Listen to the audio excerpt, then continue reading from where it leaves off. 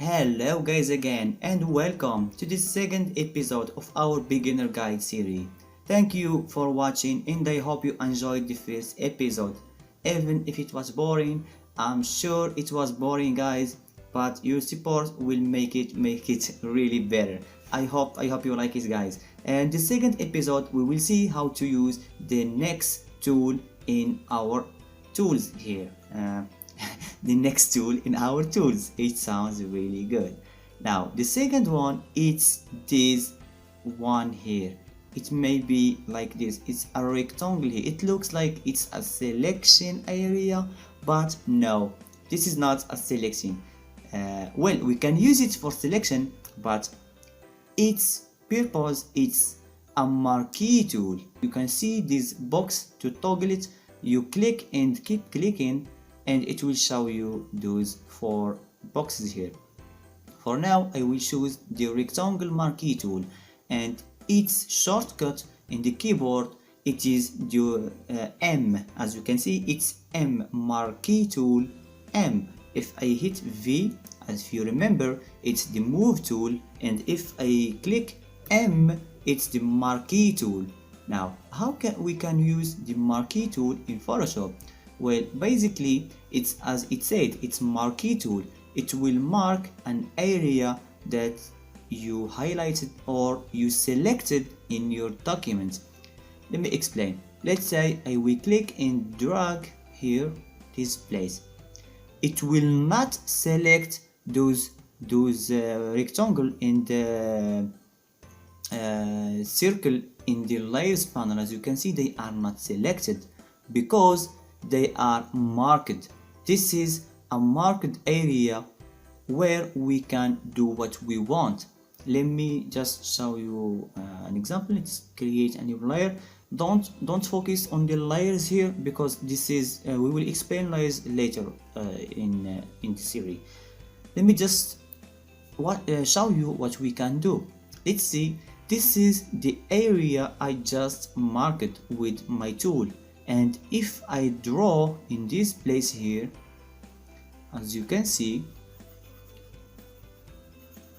I can't draw outside of it.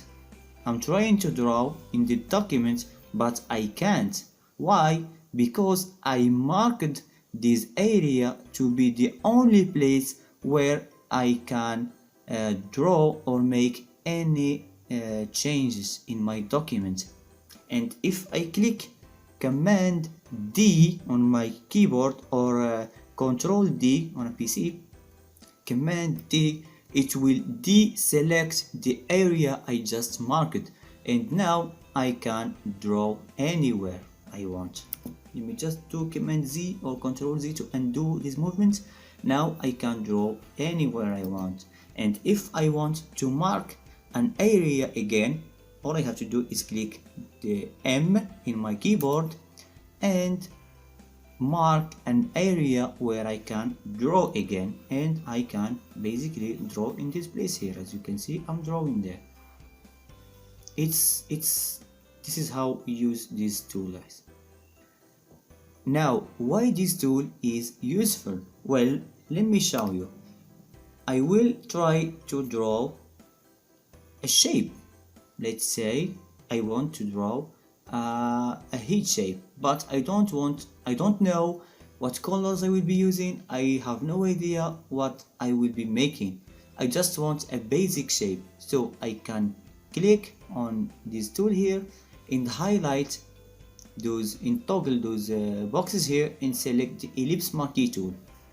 Now this is the ellipse marquee tool. It will create an ellipse, and if you want a perfect circle, all you have to do is click Shift on your Mac or computer, and it will make it a perfect circle. Let's see, I will create this circle here and I can move it. As you can see, if I move my cursor outside the marked area, it will show me that I need to create a new shape. I will explain this later. For now, just see. Now I created this area. I want to draw, let's say, a face here. Now I'm having this face. Now I want to make a neck. all I can do is go to this one here and make this area here. Let's say it's like this is a neck, and to make it for a body I can do it like this and click again, and it's filled, and I'm having this basic shape here. Is this a body? I have no idea what is this guys, but let's keep going. Let's keep going, please. Don't mind my skill. I'm really skilled, guys. Now I want to make a shape, a weird shape, for example. So I will create this rectangle here, let's say, and I want to add another shape to this one. I don't want to create this one and color it and create another one. I want to add to this shape I marked here another area. How can I do this? Well, if you click shift in your computer or in your Mac, you will see a plus that shows up here.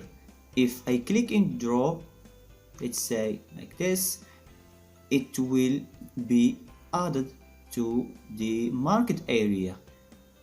Let me show you again. If I click and just do like this again, let's see like this, it will be added to this area. And now we had a door, and now we have a mushroom. I think, is this a mushroom? I have no idea, guys, what I'm trying to draw here. It's just to show you how to use this tool, guys. As you can see, guys, I created a weird shape here combining two market area, and of course you can add more. We click in shift again and we can keep making it more and more weird as much as we want. Now if I want to take an area from the marketplace, all you have to do is click Alt in your computer or in your Mac. It's Alt or Alt, I have no idea how to say it. And let's say I want this place to be taken away. As you can see, it's gone. Let's do it again. It's gone, guys. It doesn't exist anymore. This is how we use the Marquee tool, guys. Now, how can we use the Lazo tool? As you can see, this is the Lazo tool. It's next to the Marquee tool, and the word to use the Lazo tool, it's L. It's Lazo tool, of course. It's L. It's Lazo tool. So remember it. This is Marquee tool, and this is L for the Lazo tool. And the Lazo tool is basically a free shape for the Marquee tool. The Marquee tool provides a rectangle and an ellipse in the single row in the single column Marquee tools. But the Lazo tool, it shows you a Lazo tool that can draw an area and close it like this. Let me just do another one here. As you can see, this is how to do this. And it's basically the same as the Marquee tool. We can draw a shape here, click shift and add another area to it, or click Alt and delete an area we just selected. And of course you can draw just in this area. Command D to make the drawing just in the area you just selected. The Lazo tool provides another two tools. It's the polygonal Lazo tool and the magnetic Lazo tool. The polygonal, it's a tool that will try to make your shape like this. You can't draw with it. As the Lazo tool will make you create a free selection. It's as you draw or as you do, it will create a selection based on what you just did draw. For example, we are trying to draw here a face. Here we are doing this and we are doing a smile. As you can see, we did this selection. With the poly Lazo tool, you click and it will give you this line here. Now you can click in another place, place it like this. This is how we basically create it, and you close it again. Now how to close a market area? You'll go and select all the place that you want and come around to the first one. You just click it and you will see this little arrow, this little circle here. It shows you that you are going to close this market area. Now if I can click here and close it, it will be selected this place here. And of course we can add areas, of course, to this like the other ones. It's really the same, guys, as you can see. And the last one is the magnetic lasso tool. Now this tool is a little bit different than the first one. Let me show you. Let's say I click here and look what she's doing. I'm not clicking, guys. I'm not clicking or anything. I'm just moving my hand. I'm not clicking, I'm just moving my hand, and as you can see, it's trying to make a selection. Let me just control D or command D to deselect the area, and let's make a new one. Let's see. I will click here, and as you can, I'm not clicking. Let me show you guys. Let me just show you guys. I will click just once and I will not click again. I'm just moving my cursor. As you can see, I'm just moving my cursor here. I'm just moving it, and it's selecting this character by itself. This is how you use the magnetic tool. The magnetic tool will try to see what colors you have in an area and try to select an area based on the color you just highlighted for it. Let's see again here. Let's control D and click here and see, it will select just this brown color here and not the light one.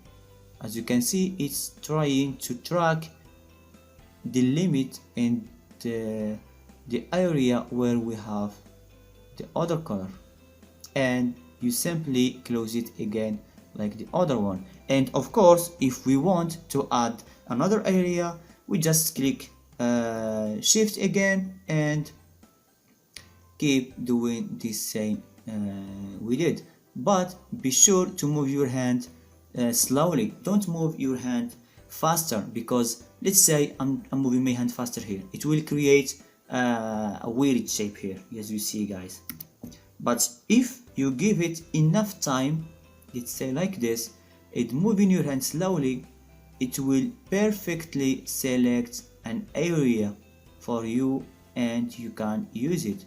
Now this tool, you may think it is really useful for selecting a person from a background, and yes it is, but we will see those stuff later in the courses, in the intermediate course. For now, this is how we use the Lazo tool.